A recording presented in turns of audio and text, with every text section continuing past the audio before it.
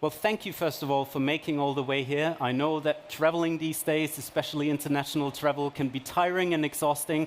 I just want to thank you, and thank you in the name of the audience for being here and sharing your wisdom and your work with us. Now, we know that governance is a big word for something essentially quite simple, which is the question, who gets to decide and who doesn't? All three of you, and I found that really interesting and exciting, work towards more representation of marginalized groups in deciding issues of our global relevance as peace, security, and climate change. Tell us, in a quick round, all three of you, according to your opinion, who gets to decide at the moment, and what would you like to change about that? Thanks very much, Matthias, for moderating our panel today. I'd worked in the environmental sector for about 10 years, very much with carbon tunnel vision, before I realized that really we had a social problem that was the root cause for the climate emergency we're in.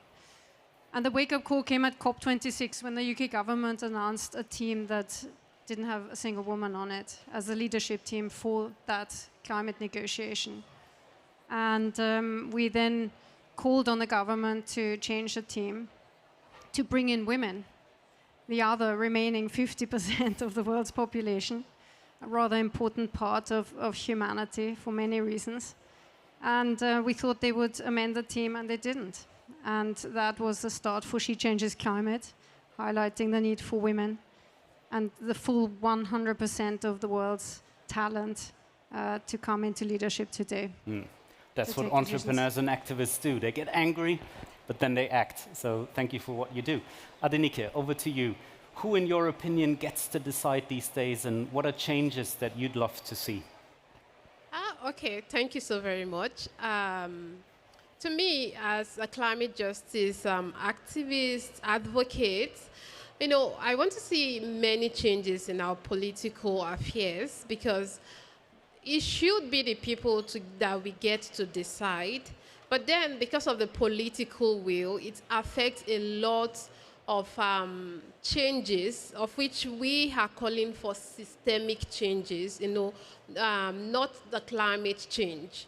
And as well, over my experience with time, I get to find out that we are going for conferences, summits, but this is not really making impact as it should be in our various home countries, that decisions that are taken at global stages doesn't get to the local places. It doesn't get to be executed. For example, talking about the Paris Climate Agreement that was signed in 2015. It's a big agreement, but now no one country has been able to meet up with such agreement. I really see it as a big crisis that we need to deal with, looking at the fact that leaders have to start walking their talk and not just the people, leaving the people to bear the brunt of the climate crisis. And that is why I started the I Lead Climate Action Initiative, to position how we could further deal with this crisis and how we could put the people at the center of decision making, especially those that are vulnerable or at the front line of the climate crisis. Usually those most affected but least responsible for the crisis. Of course. Thank you for the work that you do. Nathan, finish off this quick first round. Yeah, we're definitely in motion here. A lot happening. Well, I wish I could say it's my friends and colleagues who are right now occupying the General Assembly of Total, but at least we got to see some of them. But sadly, working in the institutions, I had the chance to be one of the youth advisors to the UN Secretary General for the past 3 years. I realized how deeply rooted the fossil fuel industries and their leaders are in our society. And I think that not just the fossil fuel industries and their CEOs, but also just in general, the amount of space and power we give to billionaires. And one thing that really struck me when I was asked to join this advisory group, it was to talk about climate. And at the same moment, of course, we were having the worst global pandemic ever. And what I realized at that time is that actually, it's not just the fossil fuel industry, but it's also all the consulting firms that are working with them. And to quote the COP26, I was so struck when I realized that one of the implementation partner of the COP26 was the Boston Consulting Group that probably a lot of you know, and it's the same as the McKinsey and Deloitte and others, were actually the one also advising the 25 of the biggest fossil fuel industries in the world. And so I think that the people in, at least what I've seen, and I'm just 23, so it's not been a long time, is very much in the hands of those very powerful individuals, and in some ways are also connected or benefiting directly from the fossil fuel extraction. Yeah, thank you, Nathan. I think you've had really interesting access into some of these forums and institutions, and I want to come back to that in just a moment. Bianca, I want to start with you. You're the founder of She Changes Climate, and you take, let me say, a feminist approach to climate justice, arguing that it needs equal representation in decisions to make them a success. From peace talks, we know that the involvement of women in these peace talks actually are a huge factor for the success of those very talks. Now, I'm a bit puzzled, and this might be a very easy question with a lot of backdrop, but why isn't it happening? If we see that these talks are more successful and better for all of us, the more representation there is. What's your interpretation?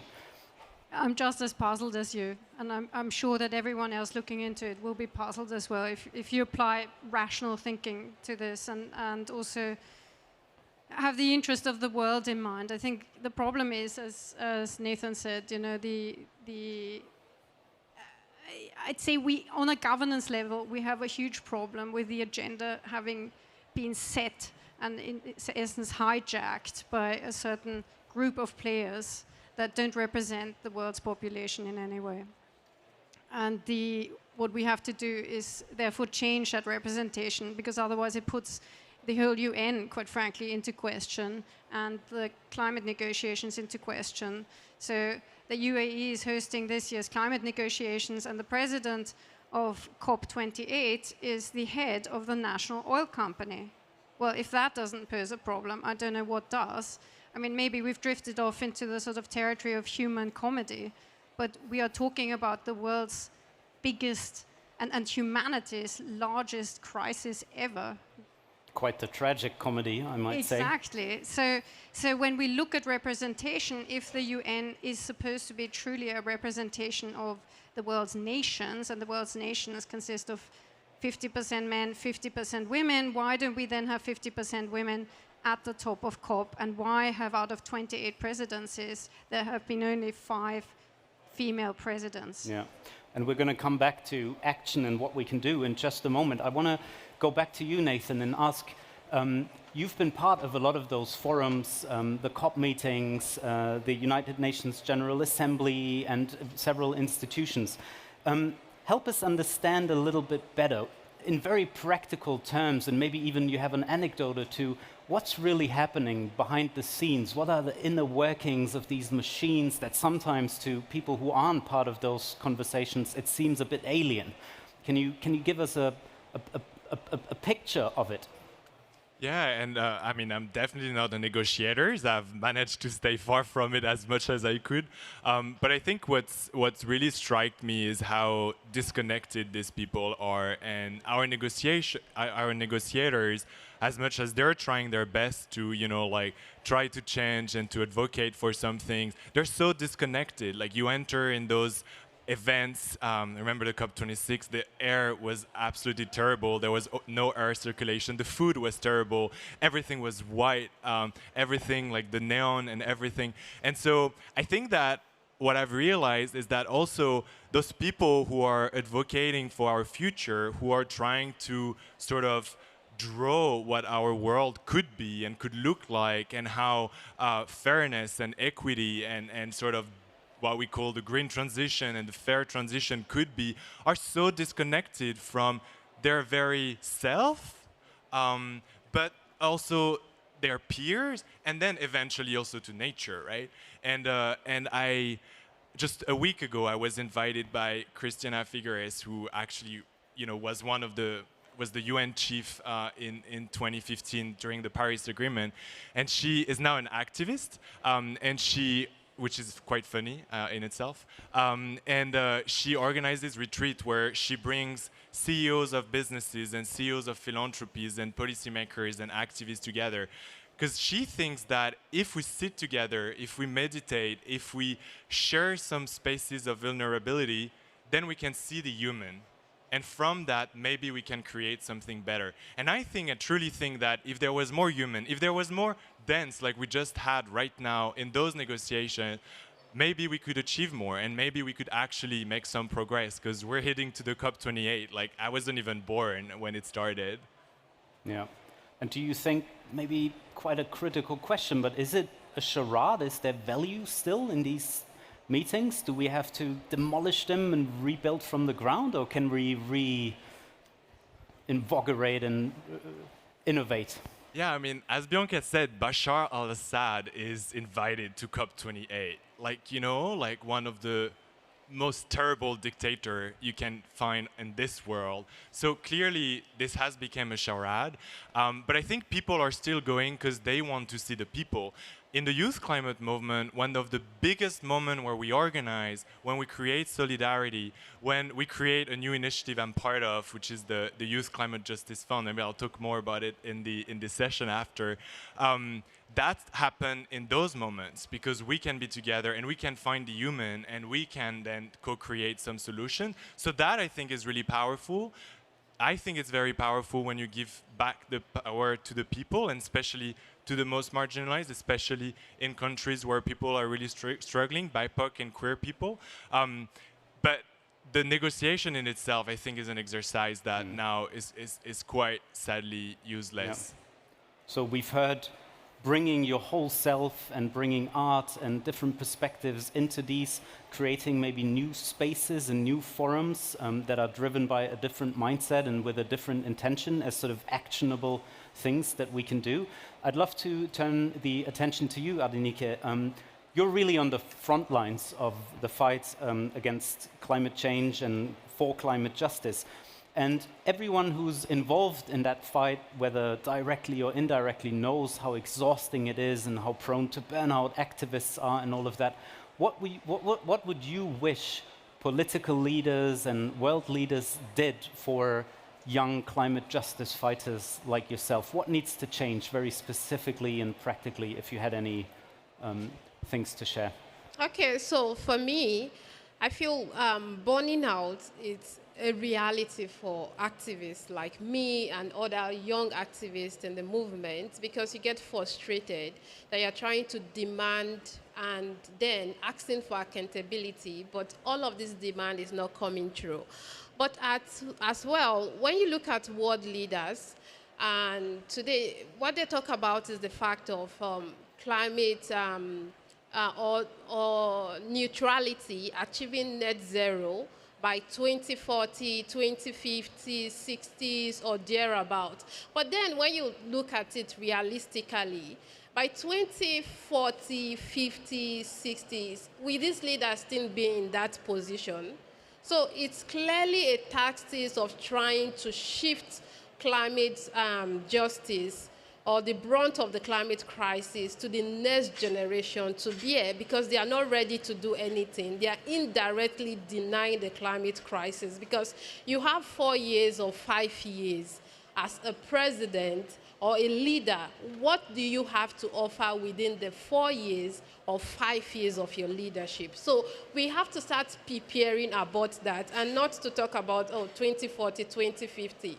Just imagine a country like Maya already bearing the brunt. There is flood, there is drought, not just a single crisis, but multiple crises to deal with.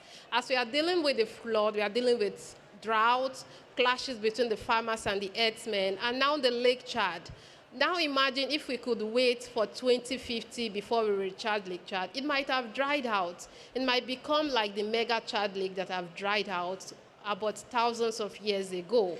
So imagine also in the Niger Delta region where there is oil spillage. So if we could say we are going to achieve carbon neutrality or stop gas flaring by 2060, it means the people in those regions will keep bearing those brunt of those crises of lack of access to safe drinking water, lack of access to livelihoods, which could hamper the safety of those people in the region, because loss of livelihood in region of such, maybe Lake Chad, it fuels them to join vulnerable groups like Boko Haram, ISAP, and then they become perpetrators of violence in their community. So we need leaders to keep to the time frame within their leadership.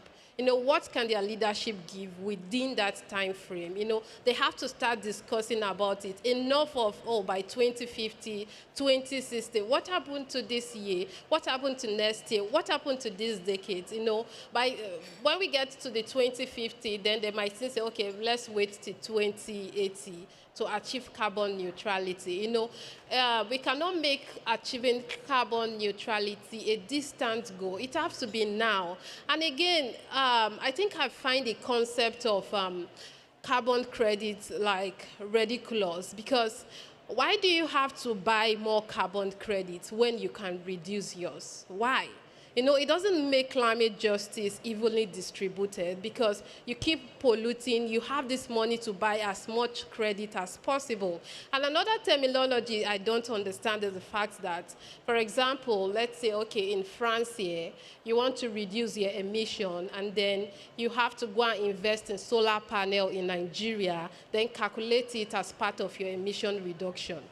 It doesn't work that way. We have to find better way of trying to make climate justice evenly distributed, and not a form of using terms of carbon credit while you keep polluting and making climate crisis unbearable for millions of people. And as well, they will keep blaming our population that, oh, it's Africa's population that is the problem. But then what about your emissions? Your emissions is also our problem as well. So we need to find these gaps. We need to close it. We need to be accountable. And we need to do it now. Yeah, sure, now, right now. And historically, this was in Paris, that in 2050, we have the Paris Climate Agreement. What has been done to make this a reality? We keep seeing signatures of agreements here and there, net zero by this, zero plastic by this, but how realistic are these terms? Let's keep it in short terms, our agreement, and not make it to get into the next leadership. So you're making the argument, enough of the talk, the action has to start now. Thank you for your perspective. Lots of really interesting perspectives in there. Bianca, over to you again. We've sort of looked a little, and time is short, but into the problem, the status quo, the mind-boggling fact that rationally all the decisions should be very clear. Let's move a little to the positive action. What do you propose or think could be very practical next steps if you had to suggest any? Well, I think a first step, and a really easy step, is to make 50-50 vision in our lives and world happen. So if you have a corporation, you should have 50-50 men and women on your boards. Have you voted for women recently? Have you reshared women's posts recently? As She Changes Climate, we campaign for 50-50 vision at the top of COP. So we're just approaching countries and asking them to make a pledge to send a 50-50 balanced delegation to COP. But we can go much, much further than that, each and every one of us. And I think what is really important is to understand that everyone here in the room is already probably active in the climate space in one way or another, or at least interested. And we've got to double down on efforts to make diversity happen. We know that diversity makes us more successful all together, so it's a win-win for everybody. And let's really apply that lens to everything we do and make sure that we encourage diverse opinions and minds into our lives, and bring them into the foray of our governance and our doing. Yeah, and I think what's so compelling about this is that whether you demolish and rebuild the institutions or you work with the existing ones, this push and this pledge and this commitment towards bringing more diversity into these spaces, we can do it right away. Absolutely. Today. Absolutely, and we need more leaders. We know that we're not enough. We are just not enough. So to make that happen, to activate a much larger percentage of the world's population, we've got to bring in women, because so far they have not been in leadership as much as they should be. And it is a leadership issue also in terms of making this change. And I want to quickly, for a last moment, turn to you again, Nathan. In our briefing conversation, you've shared an experience of being together with world leaders and philanthropists brought together on a retreat, and you've did a lot of inner work and mindfulness. And you've told me that for you that was quite a new perspective and you were a bit skeptical at the beginning. And I know this is shifting the conversation slightly, but can you elaborate a little on what was your understanding and what's happening here at the moment when thinking about leadership and the kind of leadership that we need to push forward? Yeah, that's the esoteric moment, so get ready. And I didn't sleep in the plane, so that's another issue. But I think what was really interesting is the sort of like, at some point, we are all in this together, and realizing that even in the people who hold position of powers and who are actually damaging the planet, damaging the people, and also making the most out of this crisis, because this is the truth, right? A lot of people are making a ton of money out of this crisis, and that's just a fact.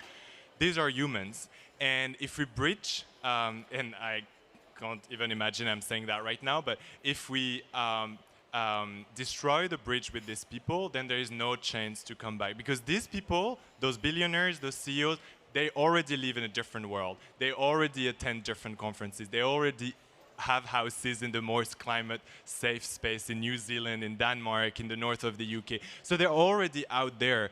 And if we don't manage to bring them back and to hold them accountable, then that's the biggest issue that I think we face. Okay. Building that bridge and keeping that rich, maybe as a final statement. Adenike and Bianca, one last statement, one sentence or two to wrap up this panel, something that you'd love to share with the audience. Okay, so I will say that everyone here or anywhere around the world, that we are all needed in the climate justice movement, no matter where you are from, black, white, a scientist, doctor, actor. Like, I think that's why I love the climate justice movement. There's diversity in it. For us to come together, joining any movement you feel you can contribute to it. Like, I cannot only give you the solution. We need many people, together, to work together to bring the solution and to be the part of the solution that we are looking for, and not the problem in the climate justice space. Thank you. Thank you, Adenike. Thank you. If we are in leadership, if you are in a position of leadership today, then make sure you share that leadership and that you start distributing that leadership to make many more people leaders. If you're not in leadership today yet, you are called to leadership. Each and every one of us is called to leadership. We need you, so please come and join us. Wonderful. Thank you for those beautiful words. I wish you all the best and much success for the sake of all of us. Please put your hands together for these wonderful human beings.